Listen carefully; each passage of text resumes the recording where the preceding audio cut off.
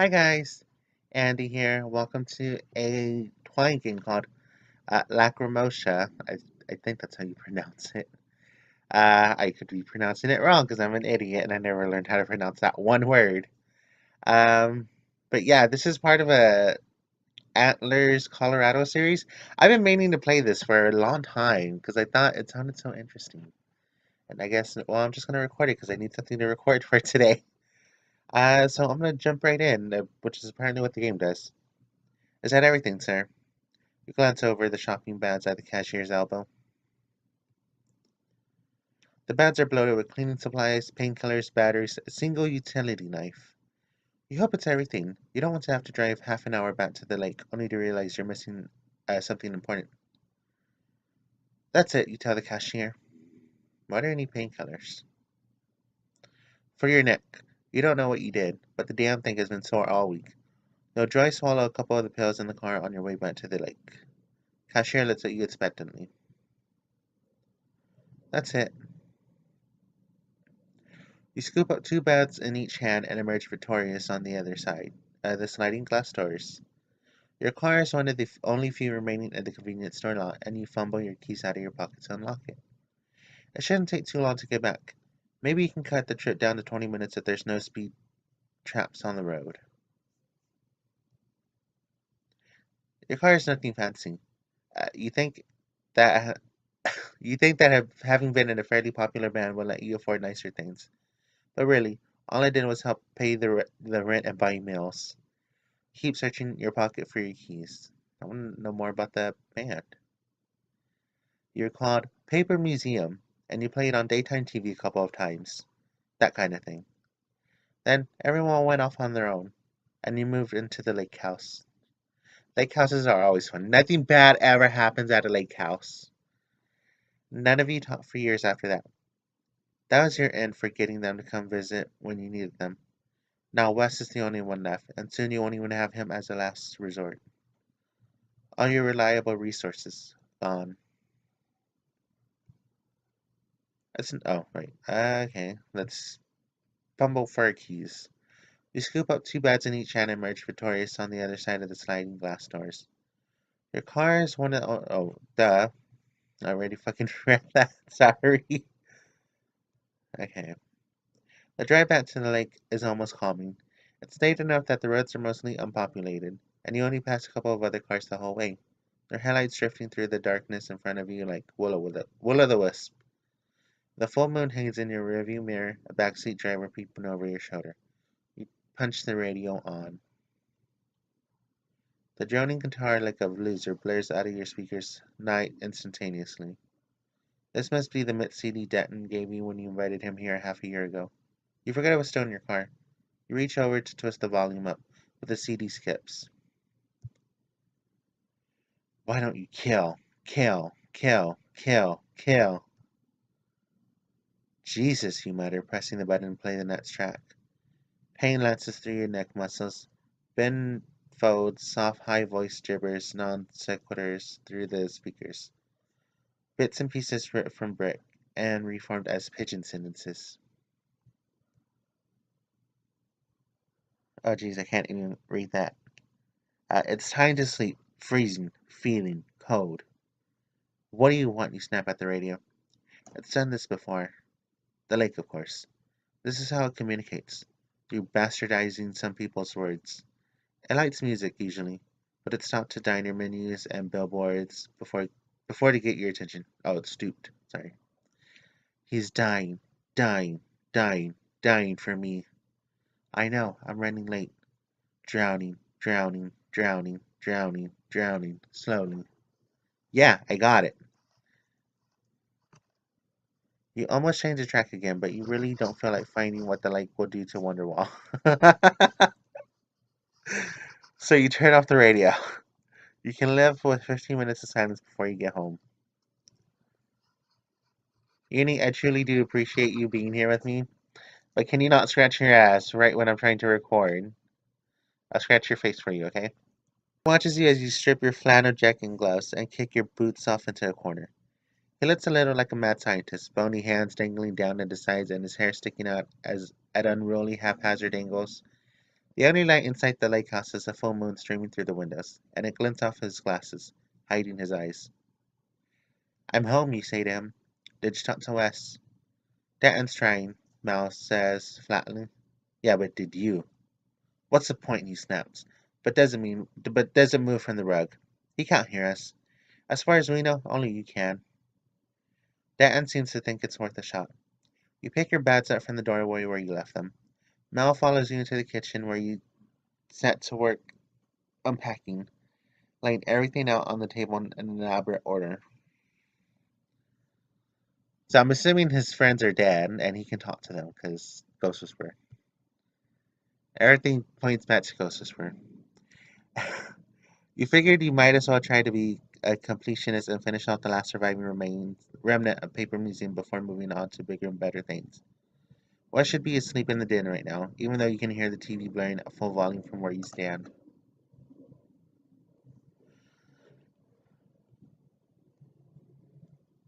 You can't keep doing this, Landis, he says over your shoulder.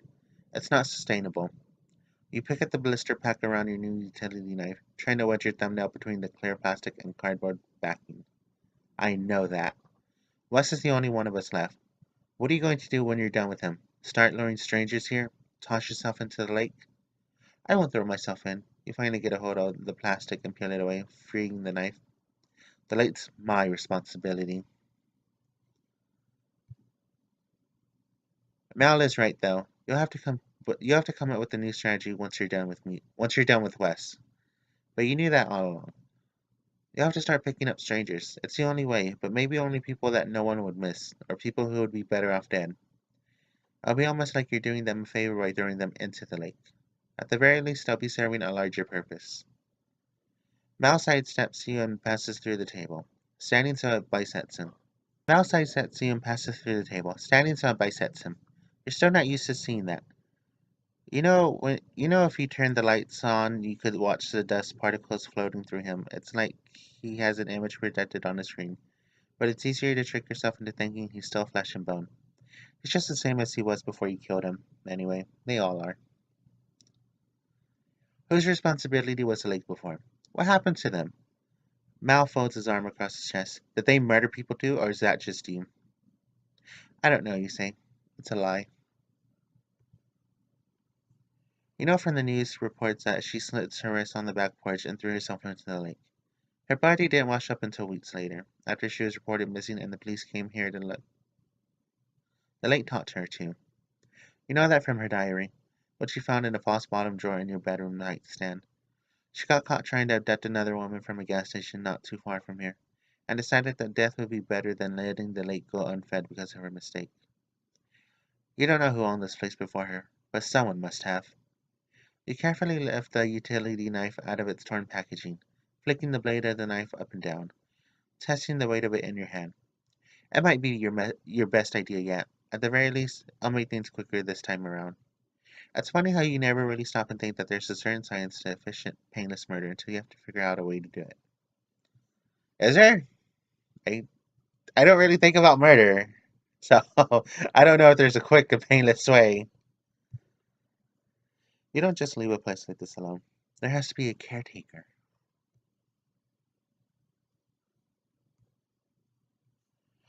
I could take hitchhikers, or people whose cars are broken down, you say, mostly to yourself.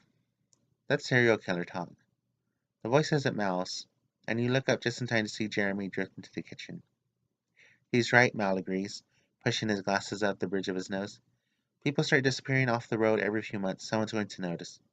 I won't just be picking off your band buddies from out of town anymore. Someone might even notice that we're all gone before that and come out here to investigate, Jeremy says pointedly. Miles shrugs his skinny shoulders up to his ears, making a non-committal, sort of noise. I mean, we didn't have that many fans. Both of you shut up. You massage the side of your neck with the heel of one hand, squeezing your eyes shut and feeling the muscle flare up in pain as you twist your head down towards your left shoulder. You check your two painkillers in the car, but they haven't kicked in yet. Let's learn more about Jeremy. His hands are crammed into the pocket of his jacket, and he won't make eye contact with you. A nimbus of blonde hair drifting around his head like he's moving underwater. He's most recently dead, and sometimes you think he's still angry about it, because he doesn't say much at all. Jeremy pretends to lean up against the fridge, but you know that he's probably trying to keep himself from falling through it. Even though he's shorter and stockier than Mel and Denton, they all drift through solid things just the same. Oh, right.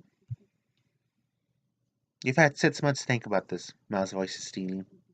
Yeah, well, in a house where I can barely hear myself think. Oh yeah, whose fault is that? Mal raises his voice enough to make you open your eyes and look at him.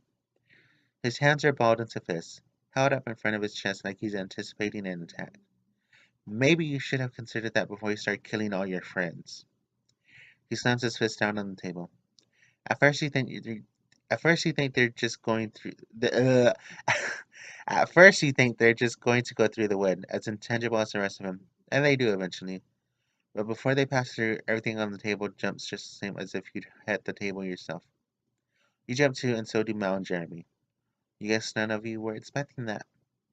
Mal lifts his hands again, opening them and scanning his palms as if his heartline or his lifeline can tell him anything about what just happened.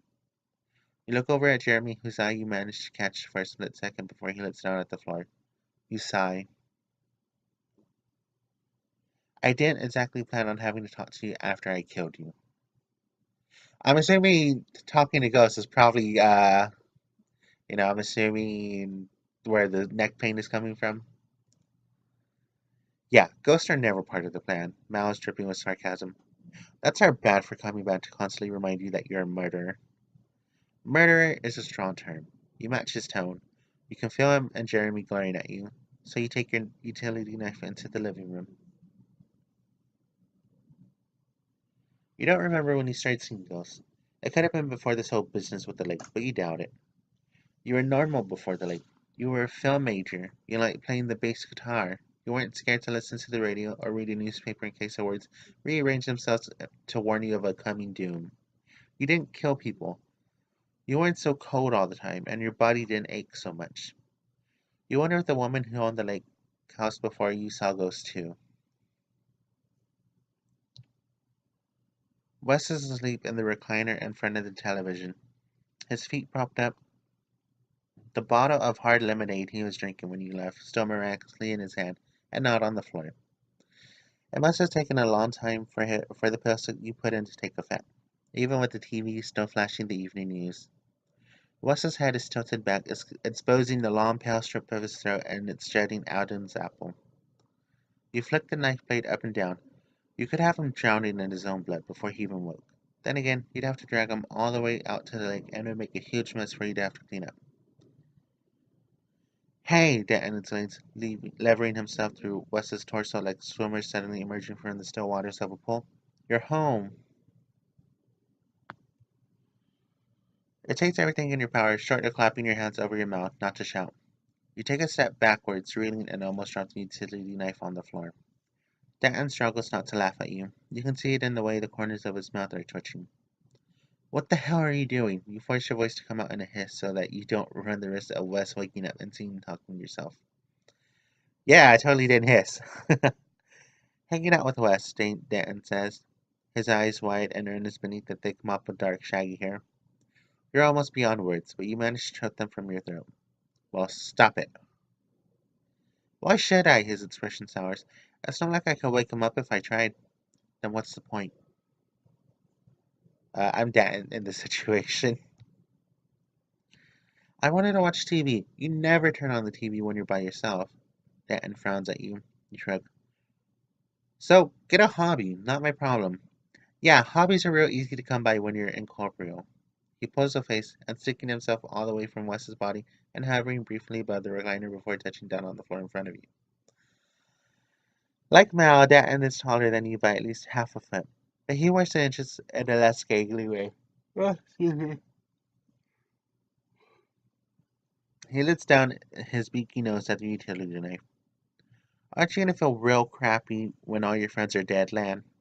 What are you, my conscience? You try your very best to smile. I'm serious. Denton glances from you to Wes and back again. Do you really want to be some weird hobo who lives in the middle of nowhere and talks to ghosts and murders people every once in a while? That's not my choice to make. Then whose choice is it? Denton's voice is too loud. louder than the echoing monotones of the newscasters on the TV screen, and the question hangs in the air between the two of you. He cocks his head like you owe him an answer. You don't. Everyone here thinks you owe them something because you killed them and gave their bodies up to the lake. Maybe it would be news to them, but that's not how murder works under any normal circumstances. And it's still not how it works, even though they're still hanging around to bother you post mortem. Although maybe it is a little bit your fault for assuming you could get rid of them so easily. You elbow through Denton and jostle West by his shoulders. West smacks his lips and grunts, and rolls his head over so slightly, but doesn't open his eyes. You nudge his cheeks with the butt of the utility knife, and his eyelids crack half open.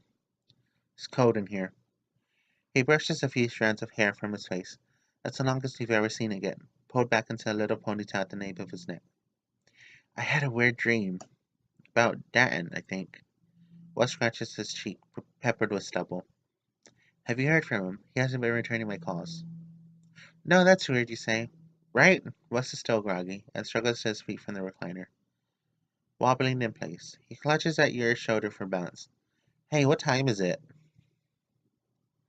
I wonder why, Denton says dryly. It's not a bad question. You glance over at the clock on top of the TV and grit your teeth. Almost midnight. You have to be quick or you'll miss your time window. Were the others trying to stall you, or did you just take too long getting back from the store? No idea, you say. You need to take Wes outside before you run out of time to do this, or before you lose your nerve. But you haven't yet. Not even with Mal. Who was the first? You rub your neck. You look like you could use some air, Wes. Wes pleads. I do? We should go outside, on the porch. Sure, I guess, he mumbles. The words are starting together behind his teeth, which means he's still decently drugged up. Don't, Dan starts slowly, before presumably realizing Wes can't hear him. He follows the two of you into the kitchen where Mal and Jeremy are waiting in silence like shadows. They join him in drifting out to the back porch with you and Wes. You wish they wouldn't all breathe down your neck so much. It's hard when it was just Mal, watching you strangle Danton with your bare hands and a bit of rope. Jesus Christ.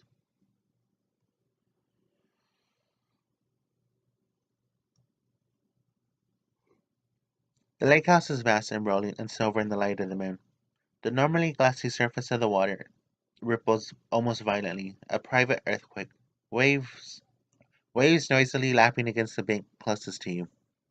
Wes teeters for balance and catches himself, leaning heavily on the porch railing. What's wrong with the water? He asks, his words all slurring together.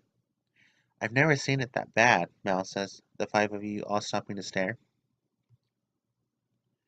Mal's right. It wasn't like this even on the night you killed him. Almost as bad, maybe, but not quite. Just bad enough for you to realize things were serious, and that you hadn't been hallucinating the weatherman on the news telling you that the deaths hungered for blood. The car insurance commercial lady saying that a sacrifice had to be made. You wonder if the woman who owned the house before you ever got to see the lake like this. You wonder if it was like this the night she slit her wrist. You flit the blade of the utility knife out. Something's breaking the surface of the lake between the waves. Rows of long, spindly things waving like cattails in the late autumn wind.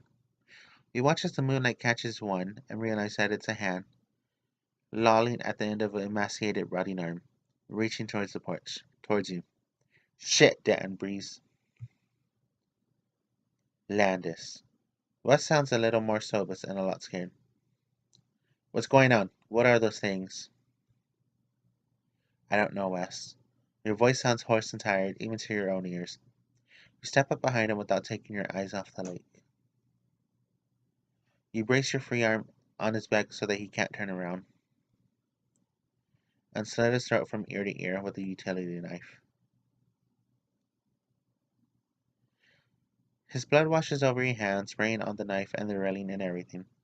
This is the first time you've ever tried killing with a knife. The gurgling noise comes coming out of Wes, and the bubbles of blood inflating and popping at the corners of his mouth make you wonder if it's really more humane after all. Maybe you should have strangled him like you did with the others. It's sad to watch him twitching around like a fish impaled on a hook.